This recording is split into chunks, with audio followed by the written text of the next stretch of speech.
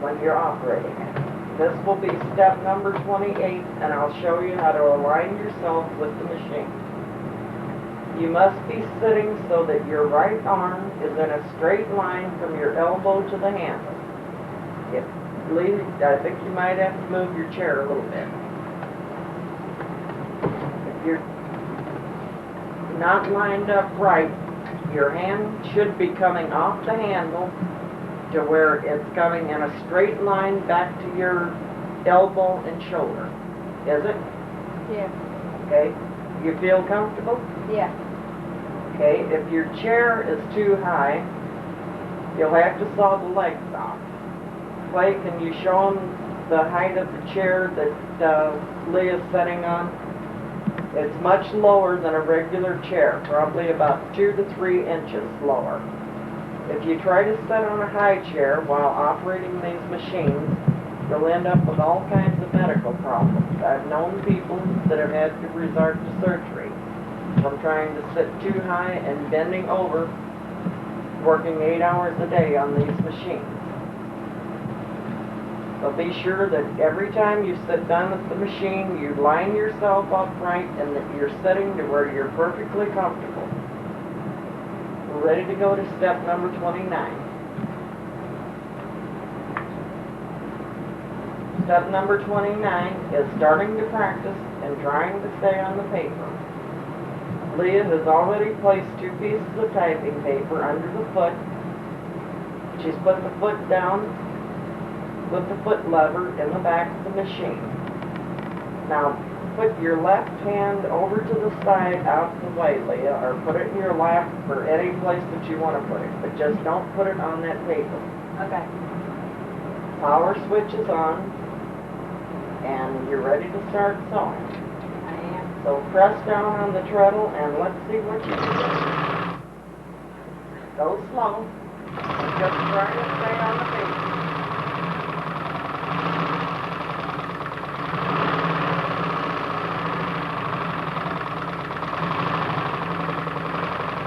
Watch the nose as you turn the handle and try to keep the treadle going at a steady speed. For the first hour or so, if you can just manage to stay on the paper, you're doing great. Try to adjust the speed of the machine with your foot on the treadle as you turn the handle in different directions. Every time that you try to go off the paper, just turn the handle. Don't use your left hand to turn the paper. Keep just trying to get control of the treadle and just manage to stay on the paper.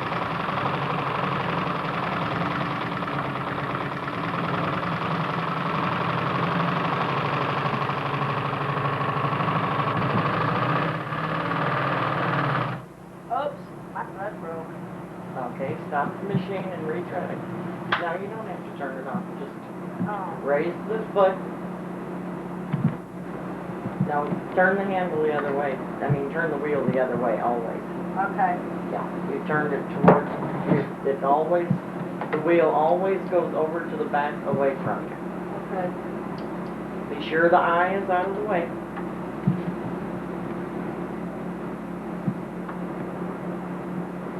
Put the threader wire down and get a hold of the thread and pull it.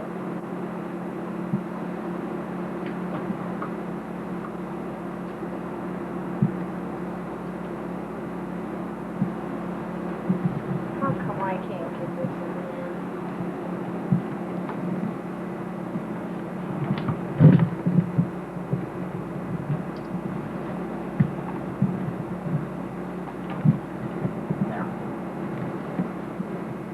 Now pull the thread out about 6 or 8 inches with your left hand. Hook it onto the threader wire again. Be sure you got it in the thread controller spring. Is it? Yeah. Okay, now pull the threader wire up to the top.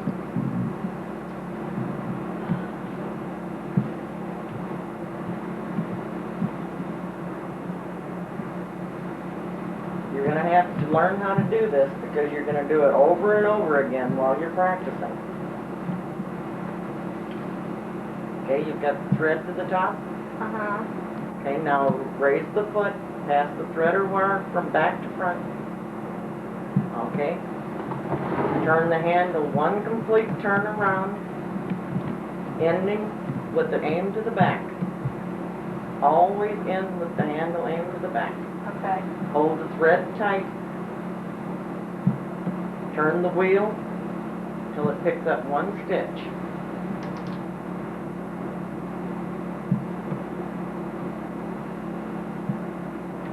Got it? Uh-huh. Okay, raise the foot with the lifter. Pass the thread or wire under again from back to front. You got just the thread coming out the hole under the needle now. Right. Okay, you can go back to playing again. Okay. Let's see if you can write your name. Uh-huh.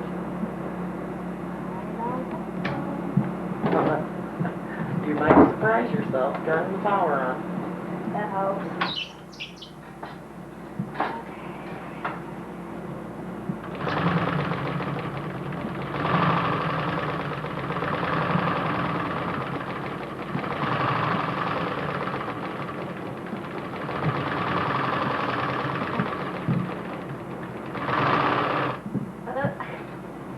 You're getting awful darn close. I could see a L and an E. Yeah.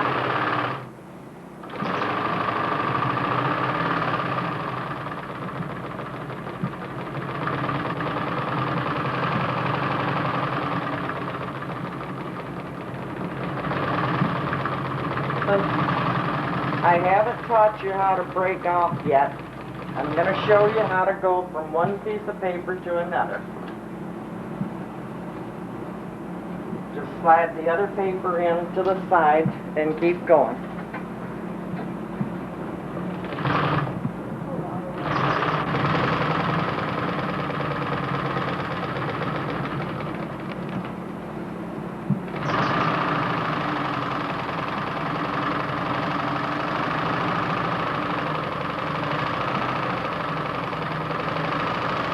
Come down straight towards you and then straight back away from you.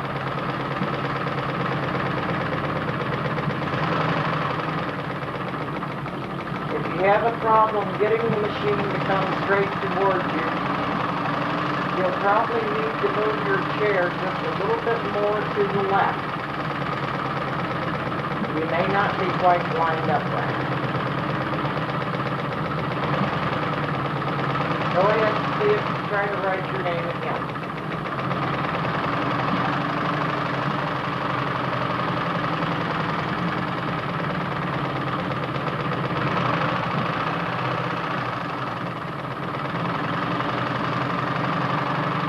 Did you get it to come straight towards you? Yeah.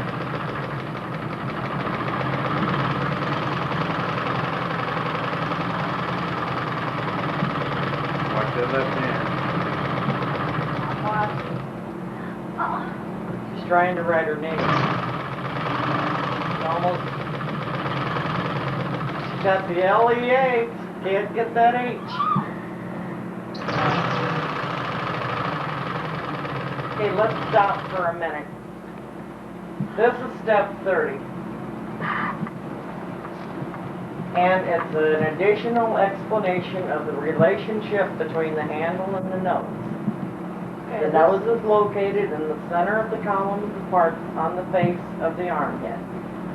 You should remember this from when we made all of the adjustments. If you don't, look at the parts list. Remember when we checked the looper, I told you to turn the handle towards you and the nose towards you. I'm sure after me telling you to do this several times, you figured out that when you turn the handle towards you, the nose was automatically turned towards you. If you will always remember this, all you need to do in order to know what direction the machine is going to sew is look at the nose. This will keep you from trying to be a contortionist looking under the machine while you're practicing. So we're going to let Lisa do a little bit more practice. And this is the end of the first of the 3 sections. On the next tape, we'll show you how to do some practice designs, and we'll be sure that you get aligned right with the machine. And for now, we're going to stop, and this is the end of this first section. Sleep on what you've learned, practice tomorrow, go back and review the first section several times, and then we'll continue with the second section tomorrow night. I think you're going to find out you've learned a lot more than you think you did. I have a feeling that you and Leah will both be able to write your name when we start with the second section. So we'll see you tomorrow night. Okay, this will be the second section of this videotape. Leah has reviewed the first section, or watched it again. She's practiced on the machine for about 3 hours, and she's able to write her name. Now she wants to start trying to do some other things. Let's find out if she has any questions. She probably wants to ask the same things you want to ask. Got some questions, Leah? Yeah. One, why can't I use my left hand? Well, the reason I told you not to use your left hand is because you would have been fighting with the machine with it. Now that you've had some practice, you can start using the left hand in unison with the right. The left hand is used mostly just to keep the material straight and to keep the material from bunching up. But if you don't learn to use both hands together, you'll never be a really good operator. Both hands actually guide the material in order to do good work. On how to break off, is that your other question? Yeah. Okay. That's the thing that people usually want to know, because they suddenly realize that you can't go from one shirt to the other like I showed you to go from one paper to the other. There's 2 different ways to break off, and we'll do it. But first, let's see you write your name.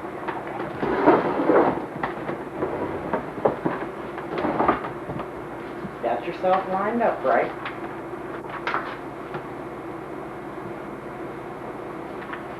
Leah, Huh? you got yourself lined up, right? Not yet.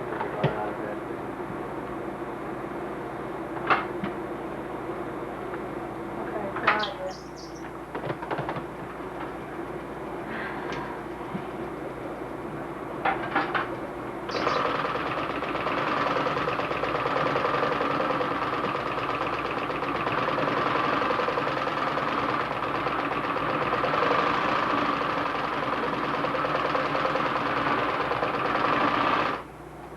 Get a close-up play? Yeah. She wrote her name. Okay. Good.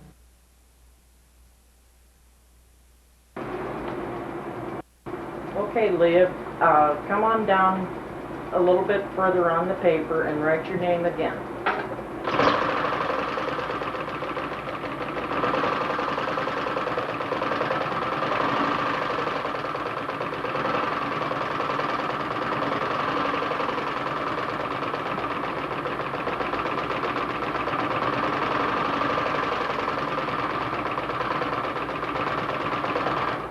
Okay, now this is going to be step number 31.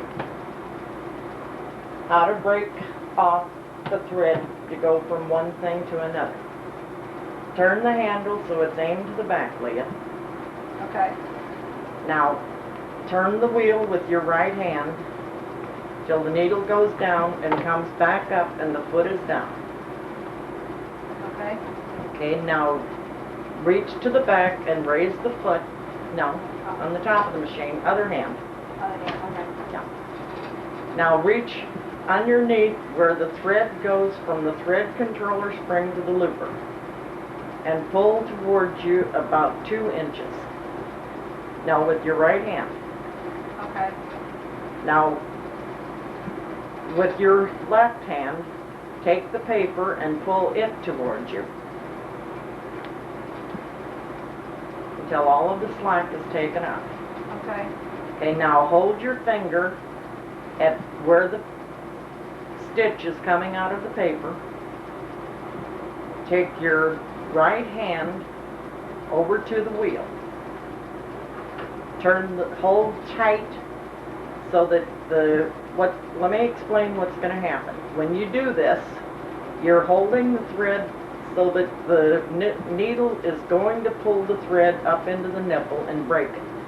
So you have to hold it tight. Okay. So turn the wheel back this way towards you, about 1/4 turn while holding it tight.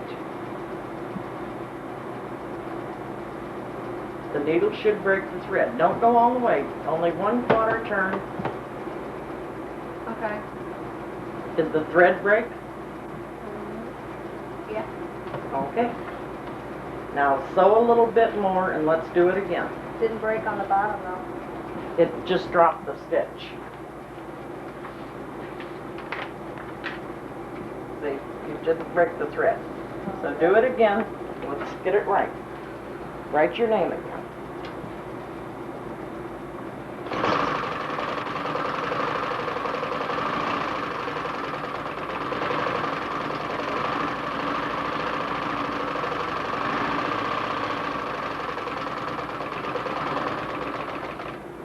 Okay, turn the handle so it's aimed to the back. Okay. Turn the wheel so the nipple is up and the foot is down. Alright. Okay, raise the foot with your left hand. Reach underneath. Now the other hand, right hand. Pull the slack between the thread controller spring and the looper towards you. Okay. With your left hand, pull the paper towards you. You broke the thread already? Yeah. Okay. Okay. Let me sit down and you stand behind me and watch.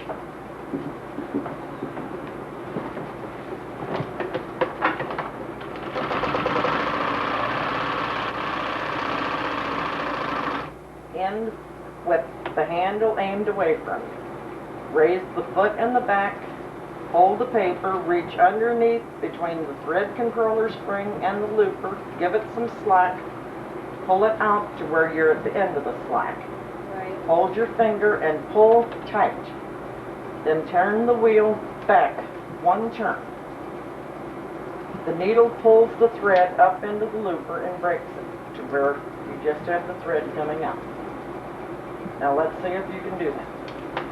Up against the needle and it's slipping off of the hook.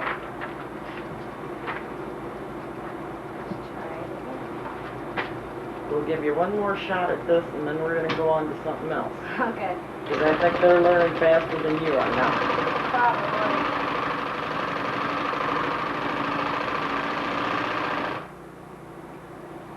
Handle to the back.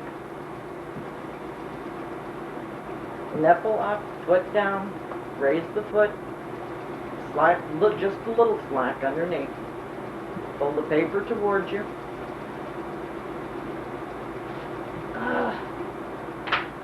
Okay. One more time, Leah. One more time.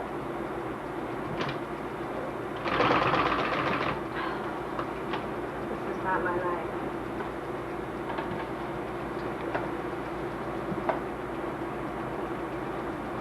To those of you that are watching this videotape, you may be becoming impatient, but there's others that are watching this that are having the same problem that Leah is. So this is why I think it's necessary to show the problems that she's having so that you know that you're not alone out there. You're not the only one having problems. Some of you will be able to do it right away. Others it's going to take a little bit longer. But this is something that you have to learn to do and do it fast, because whenever you're working on block lettering, this has to be done between each letter. Okay. As I said, watching a professional do it, looks like there's nothing to it. I think Leah's beginning to get nervous.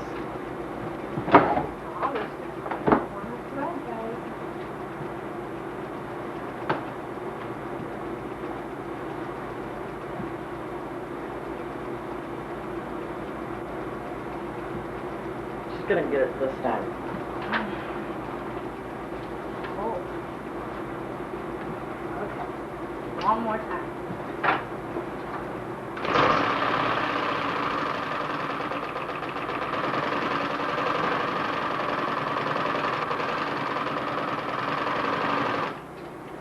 Breaks this time. Doesn't Okay, break now this before time. you go ahead, Leah, I think what you're doing is you're giving too much slack between the thread controller spring and the looper.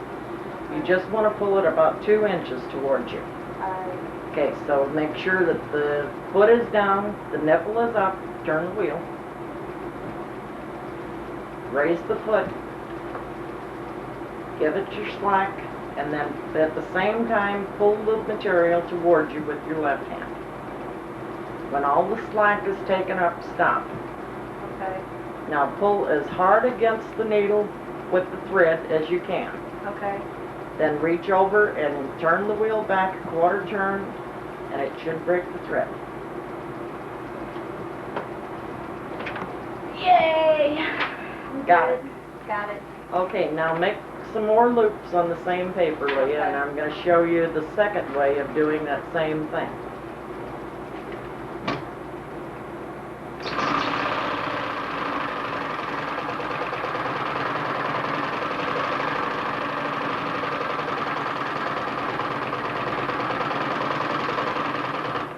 Okay, stop so that the handle is aimed to the back. Okay. No, so, and then stop with the handle to the back. Okay. Aimed away from you. Okay, now turn the wheel again so that the foot's down and the nipple is up. Okay. Reach over into your toolbox and get your foot knife. Okay, can you look in there and see where the thread's coming up into the needle? Yeah. Stick the hook of the knife between the loop. Okay. Pull it off of the needle.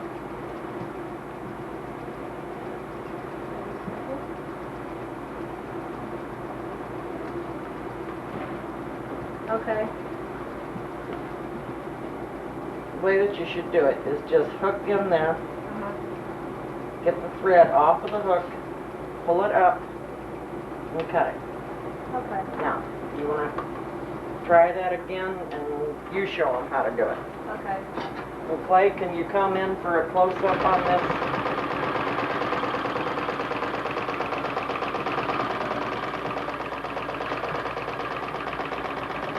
Stop with it aimed away from you. Okay. Turn the wheel so that the nipple's up. Okay. Reach in with your other hand. No, your right hand. The other way. See, you're taking it off the hook.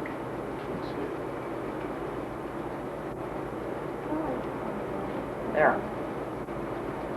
Get the thread off the hook, pull it out, and then cut it with the thread knife. I think if you'll come over on this side, Clay, you can show that better. Cut.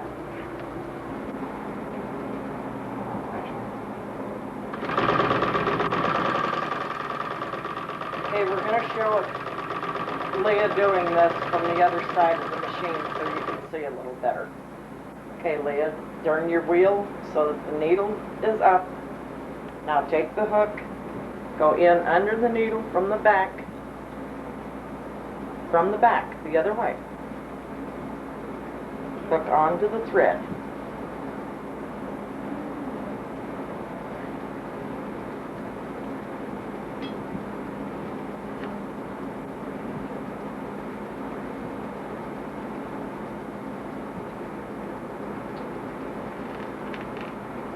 Pull the thread up, slide it onto the knife, and cut it.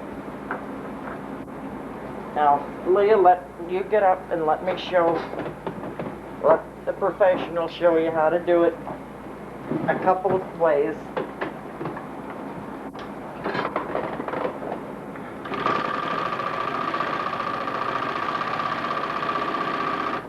To break off by breaking it with the wheel, you stop like this, raise the foot, Give the slack from underneath, pull it out, hold your finger tight here.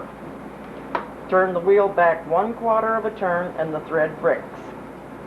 Now by using the foot knife,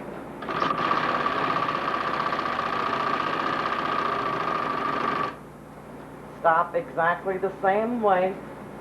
After the needle is as high as it will go, reach in, hook onto the thread, pull it out, and cut it. With some operators, it's easier to do that same thing by raising the foot, raise the needle, then lift the foot, then slip in from underneath.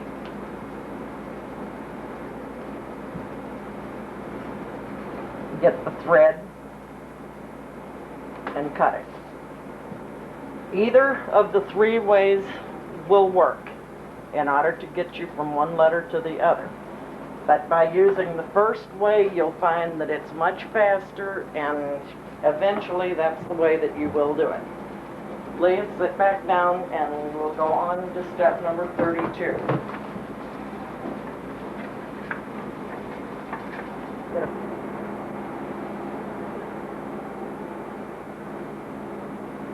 This will be step number 32, doing practice designs. We're going to let Leah rest for a little while, and I'm going to go ahead and show you some simple designs for you to use while practicing. These will be the easy ones. After you've done them many times and practice with them until you can do them perfectly, then you can proceed on. But keep practicing on these until you get them right.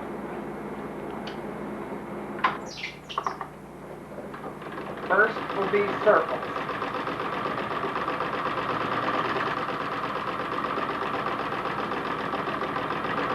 Try to keep them going down the page in a straight line.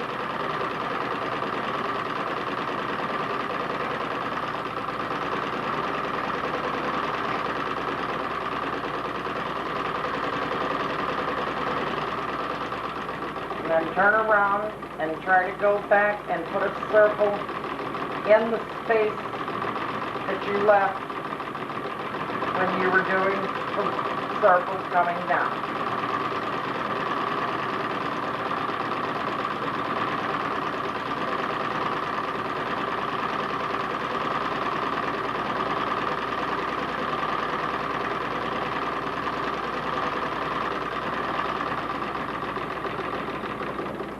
Then we'll go over and we'll start doing what we would call the figure 8.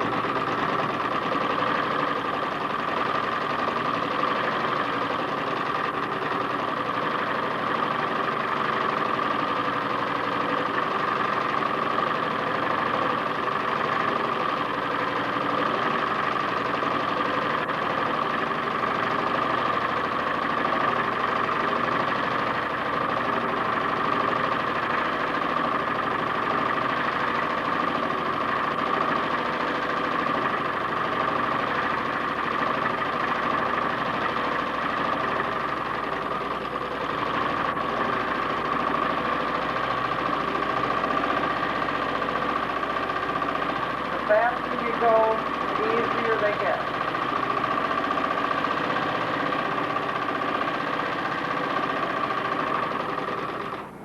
Okay, now we'll go up, just making loops.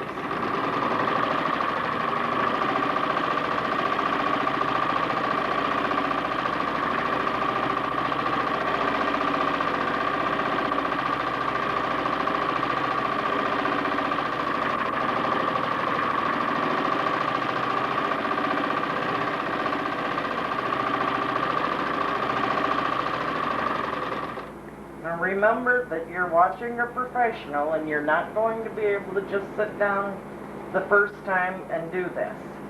It's going to be a little bit more difficult for you. Now we'll just kind of make a wavy line.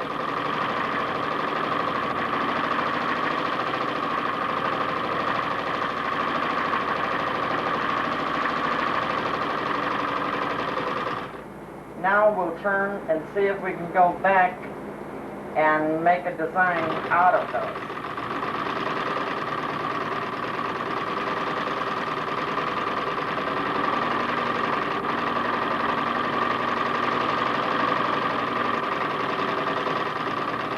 See, now we've turned it into a cable. The next design that we'll try will just be fast freehand zigzag type stitch.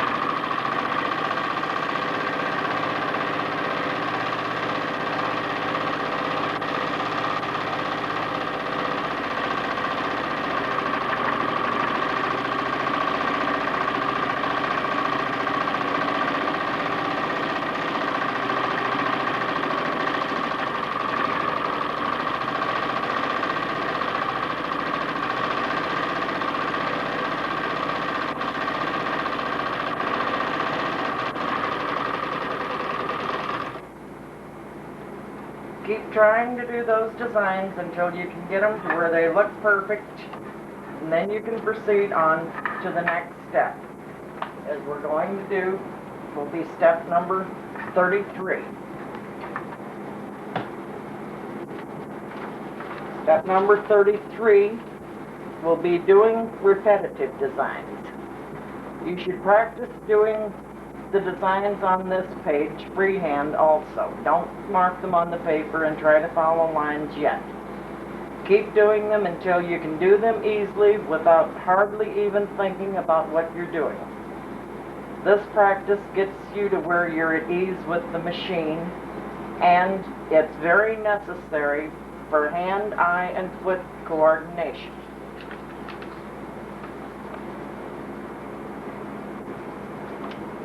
First, we're going to do what's called line vermicelli.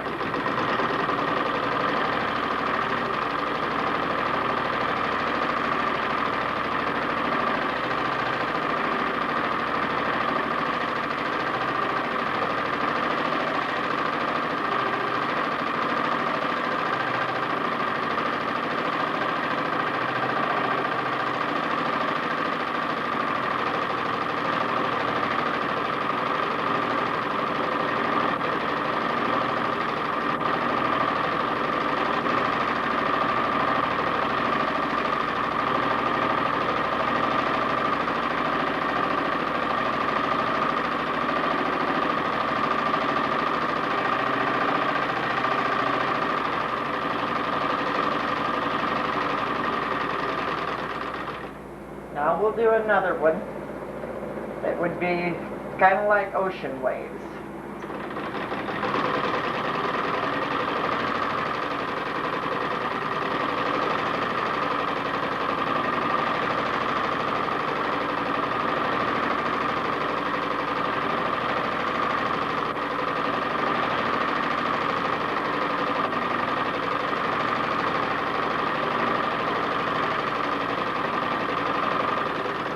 Now we'll do the same type design, only we're going to go a little bit deeper with it and a little more intricate.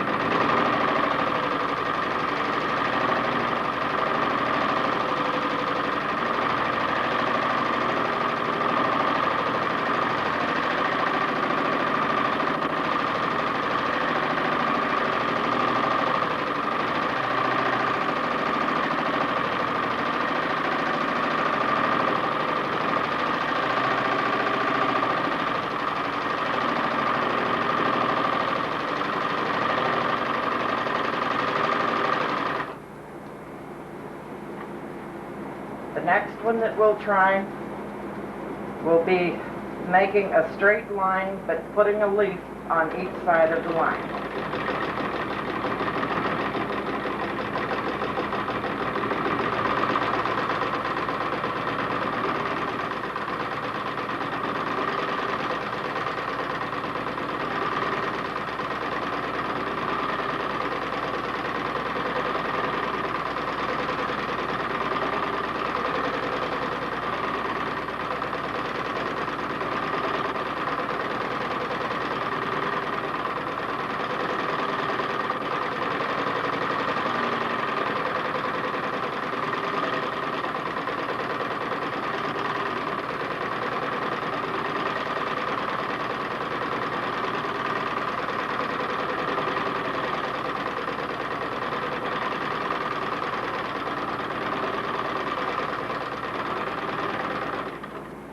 Now let's try doing a design that will have leaves and flowers and a few little curlicues once in a while.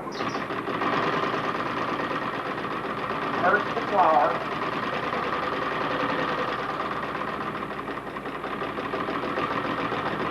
And the leaf.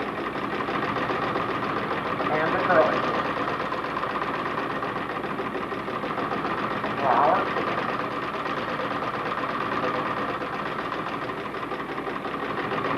A leaf. And a curlicue. Flower.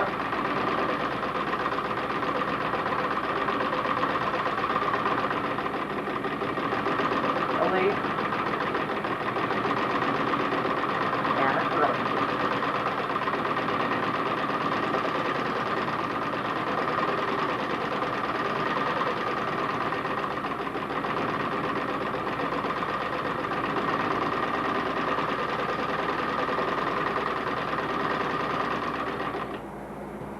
As I said, keep practicing doing these designs. They're shown in the transcript so that you'll have them to go.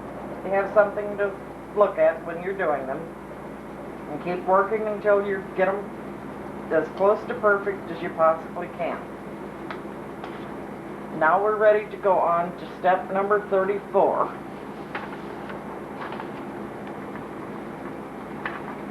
Will be learning to do the freehand lowercase alphabet. You will find they look much better if the script is up and down rather than slanted. Now this will be the lowercase alphabet, and this will be shown in the transcript.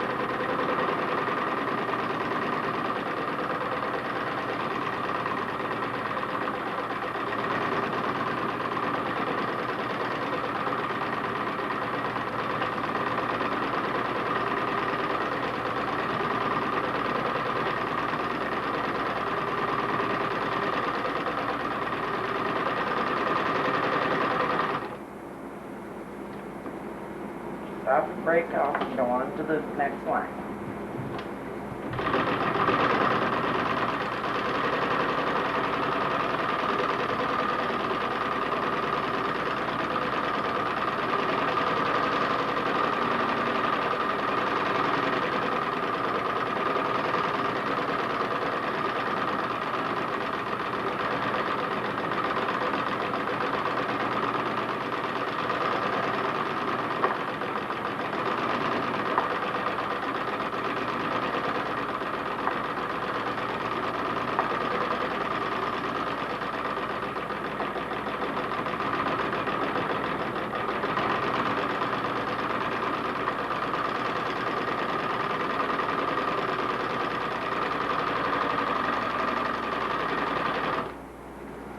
Keep practicing doing your lowercase alphabet until you can get it to where it looks nice and neat and legible.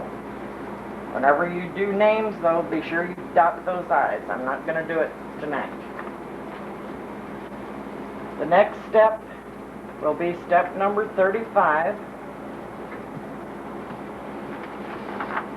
35 is learning the freehand uppercase alphabet. The uppercase alphabet that is shown in the transcript was designed to have a pleasing look, yet the fact that these letters are going to be done on the Bonnaz machine has been taken into consideration. The letters are designed so you can go from the uppercase letter to the lowercase without breaking off. In addition, you can see that each letter starts with a small circle. If you get into the habit of doing this, it adds a bit of finesse to your work and it also serves a purpose. If you start and end each name with a dot, the embroidery is less apt to rip out during washing. Even when I do what I call double names, where I write the name, then go back over it, I still add the starting and ending dots just for the finesse. So now we'll do the uppercase alphabet. I'm going to join the letters together as we go so that you can see that you don't need to break off between letters. Joining uppercase letters is not easy and it doesn't look all that great, but I don't want to have to break off while doing that.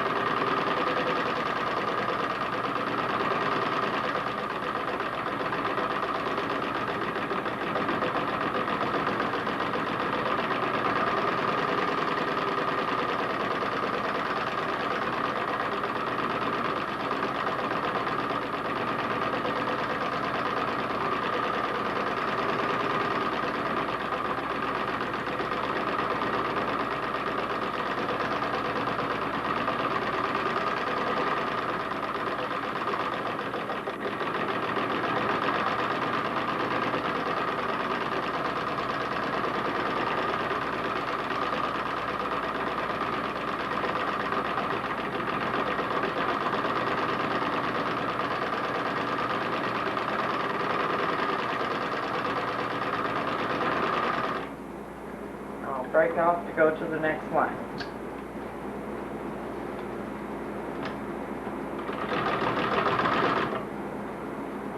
Now the thread slipped out of the eye of the looper there.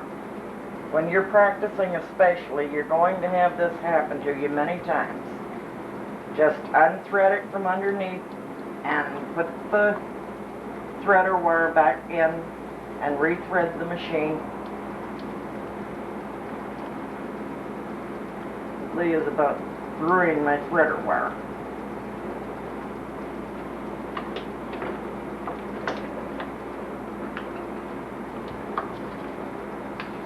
We're ready to go on to the next letter.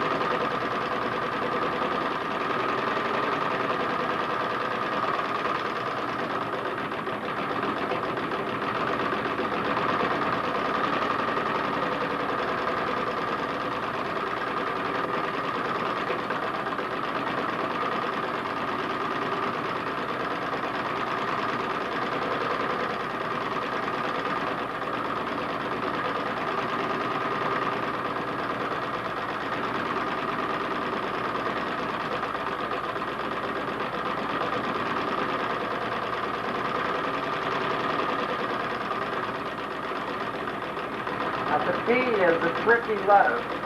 If you don't do it the way I'm showing you, you'll have a real problem trying to go on and finish the name. You almost have to break off if you don't do it this way.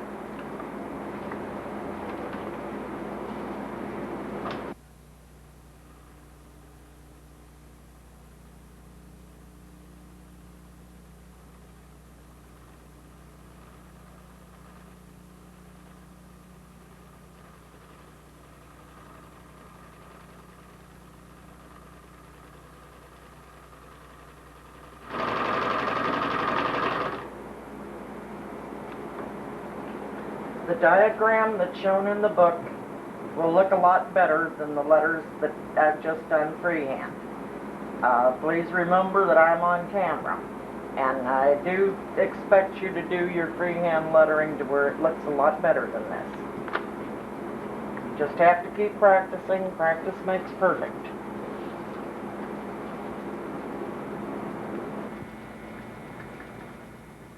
This will be step number 36, trimming your work. In the section on learning to break off, I told you the third way was what I call the slopperator's way. Now this way wasn't shown before. I'm going to show it to you now. The reason I say that the slopperator's way is because the thread is just locked down and cut from the top of the material by the machine. When you're working on cheap mass production items, this is okay. But when you're doing work for individuals where they can get at you, you're asking for trouble if you try to do it this fastly, because it's probably going to rip out. I'll show you how to do this.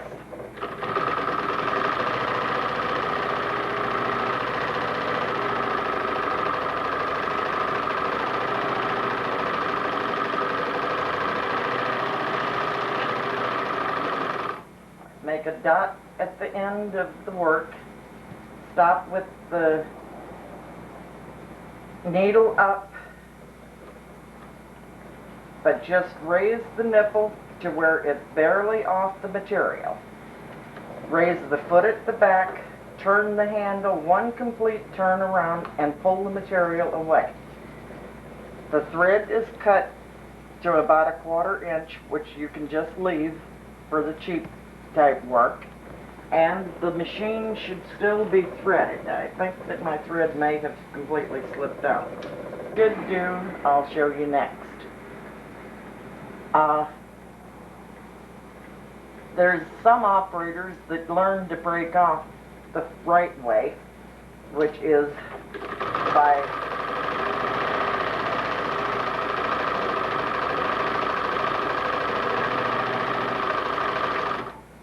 they write the names, and then they break off the right way, leave the 2 inches or so of thread, then they lock down the stitch, and they just cut it off.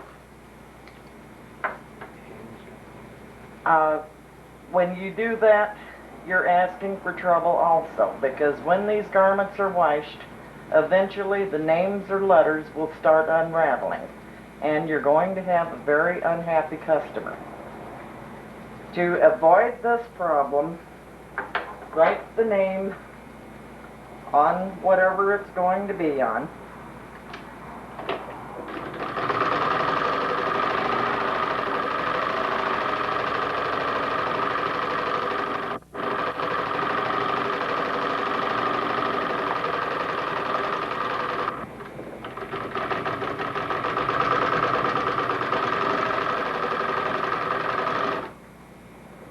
To avoid the problem, after you break off, turn the material over and first trim all of the threads from the back.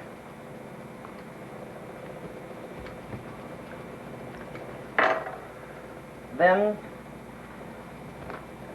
remove all of the backing material. Now, contrary to what the popular opinion that I've read in magazines, the backing material that's left in will not wash out whenever it's washed. After you have, now you have the back clean. The only thing that you have to contend with now is the thread on the front. Use a small tool that is called a nit picker or snag fixer. Can you see this, Clay? Hold it in one place. Hold it with your right hand. It has a little latch hook on the end.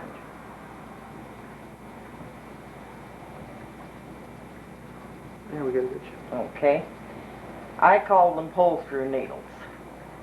You can buy them at the dime store, and they make your work a little bit easier. You push the latch hook or pull-through needle in from the back, hook onto it with the hook, and pull it through to the back of the material. Now,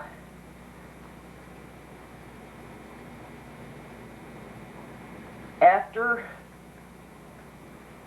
the material is washed, the threads will separate and they will ball up right at the place where it was pulled through. And from then on, the embroidery work will not rip out. The only way that it's apt to come out is if your customer decides to do some additional trimming themselves before washing the garment. Now you can make this operation even easier, and let me show you something else.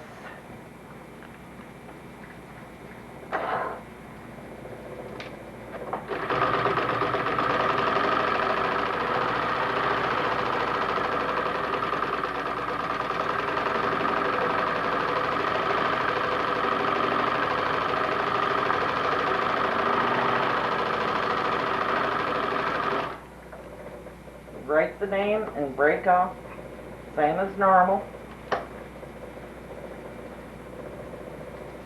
Trim the thread on the back, remove the backing material.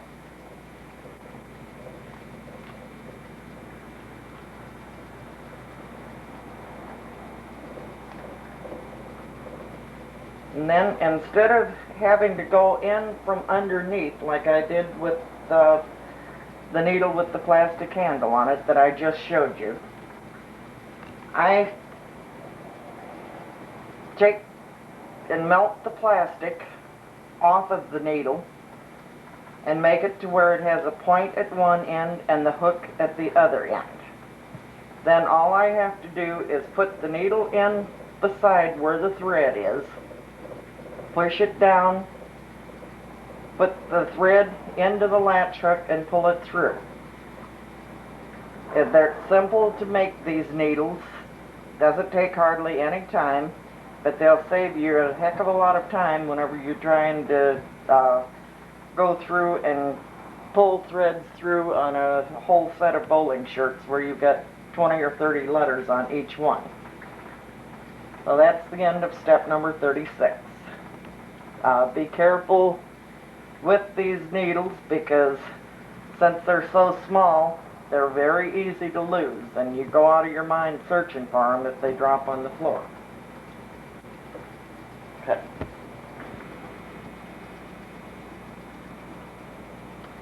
This will be step number 37. We're going to increase the height and the length of the stitch. You've had enough practice with this very small stitch. Next, let's learn what the full range of the stitch on the machine is. As any time that you increase the stitch size, three things should be done. Number one, the needle should be raised slightly, the length should be increased accordingly, and then the tension should also be loosened. When you make the stitch smaller, you would do the same things in reverse. Tighten the tension, make the stitch smaller, and lower the needle. On the following page of the transcript, there will be a diagram showing you from a very small stitch all the way up to the very largest stitch that the machine will do. I'm not going to do that full operation tonight, but I'm going to show you a little bit about it. Of course, whenever you make a real large stitch on the machine, you should also be using much heavier thread than you would be using for the small stitch. After you have practiced enlarging the stitch, then practice decreasing the stitch. So we'll start off with the stitch the way that it is right now.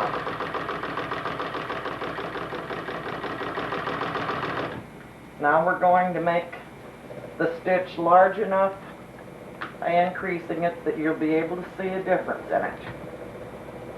By turning the screw out about 6 turns and raising the needle,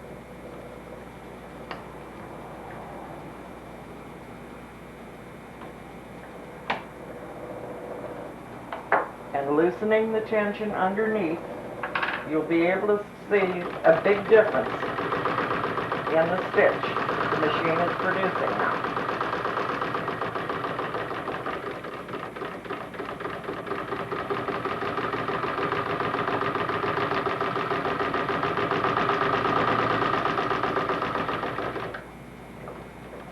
Now we'll increase the length and the height even more.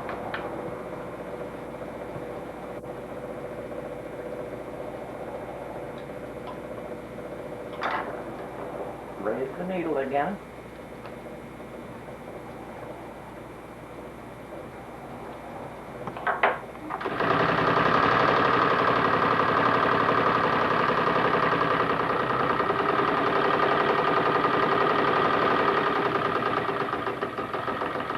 See the large difference in what the stitch machine is doing now. Very seldom will you ever work with a stitch this large. The only time that I can ever remember using a stitch this big was when I worked for Nudies and we did big shirts with Indian full headdresses on the back, and I used a stitch this big in order to make it look like feathers. But other than that, you'll use a stitch just a little bit larger than this. So now I'm going to lower the needle, tighten the tension, and make it shorter so that we'll have just the normal average stitch.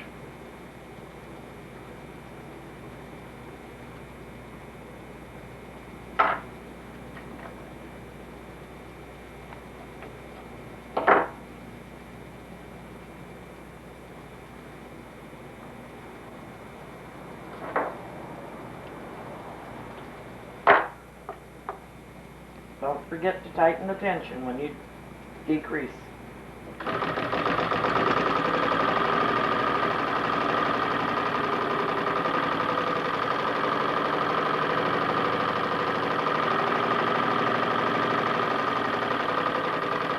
Now we're back to the stitch that you should have whenever you're doing average work.